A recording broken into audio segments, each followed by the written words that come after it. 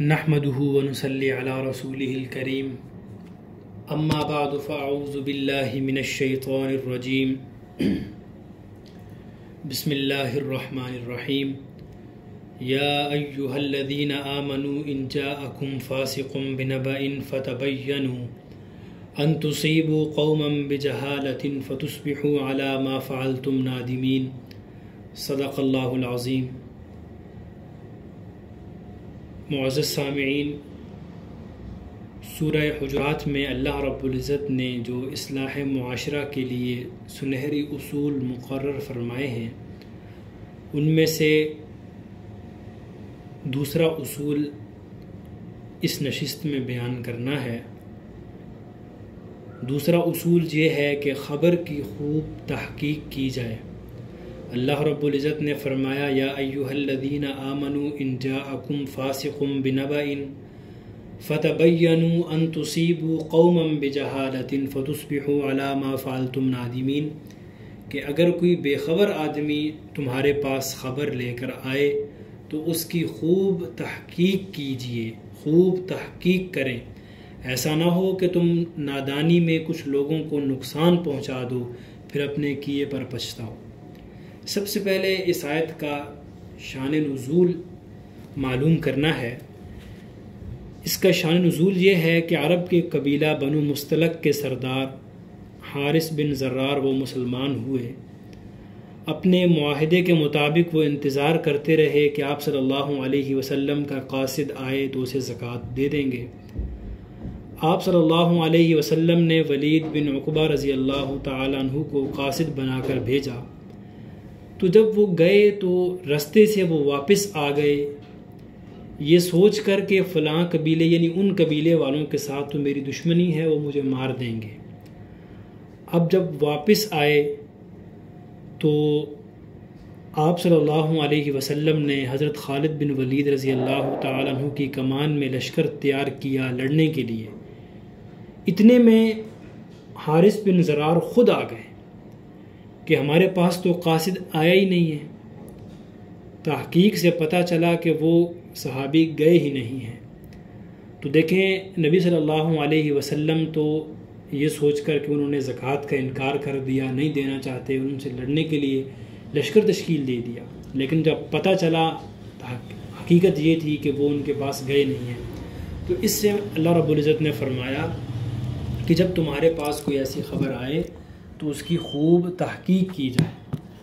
اب معزز سامعین، ہمارے ہاں معاشرے میں کئی چیزیں ایسی ہوتی ہیں کہ ہمیں کوئی شخص آ کر بات کہتا ہے، ہم اس کی تحقیق نہیں کرتے۔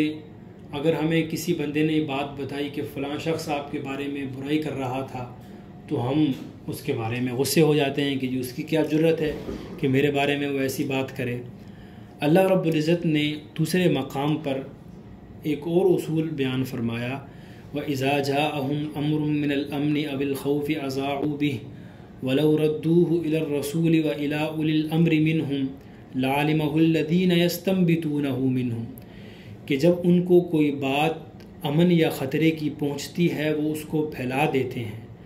اگر یہ لوگ اس بات کو نبی صلی اللہ علیہ وسلم یا اولی الامر جو صاحب اقتدار ہیں ان کے پاس پہنچا دیں تاکہ وہ بات ایسے لوگوں کے علم میں آ جائے کہ جو اس بات کی تہ کو پہنچنے کی صلاحیت رکھتے ہوں اور وہ صحیح نتیجہ اخذ کر سکیں۔ اب اس آیت مبارکہ میں افواہ پھیلانے کو شیطانی عمل قرار دیا ہے اور اسلامی ریاست کے ذمہ دار شہریوں پر یہ فریضہ عائد کیا ہے کہ وہ کوئی افواہ سنیں تو فوراً ارباب حل یا صاحب اقتدار لوگوں تک پہنچائیں، خود اس افواہ کو نہ پھیلائیں، بلا وجہ سنی سنائی بات لوگوں میں کر کے جرم میں شریک نہ ہو۔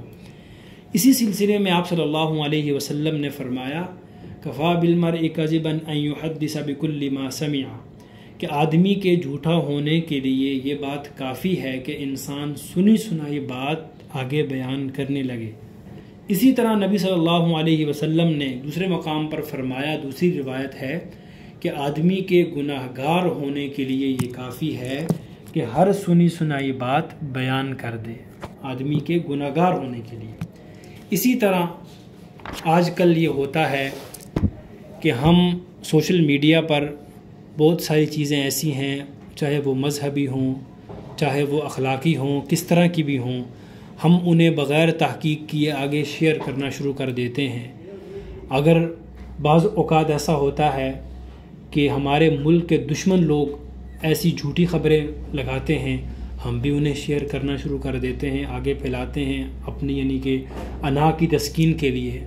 تو اس لیے انسان کو چاہیے جب بھی کوئی بات اس کے پاس آئے تو وہ اس کی خوب تحقیق کرے اور پھر اس کو آگے بیان کرے۔ اللہ رب العزت نے فرمایا فَتُصْبِحُوا عَلَىٰ مَا فَعَلْتُمْ نَادِمِينَ، کہ ایسا نہ ہو کہ آپ اس پر کوئی معاملات کوئی رد عمل کریں اور بعد میں آپ پچھتاتے رہیں۔ بعد میں پچھتانے سے بہتر ہے کہ انسان پہلے ہی تحقیق کر لے۔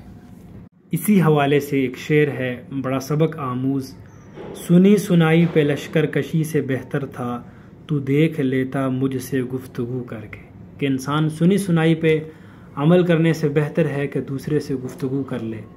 تو آج کی اس نشست میں یہ بات ہوئی کہ افواہ پھیلانے میں آپ شریک نہ ہوں، بات کی خوب تحقیق کریں۔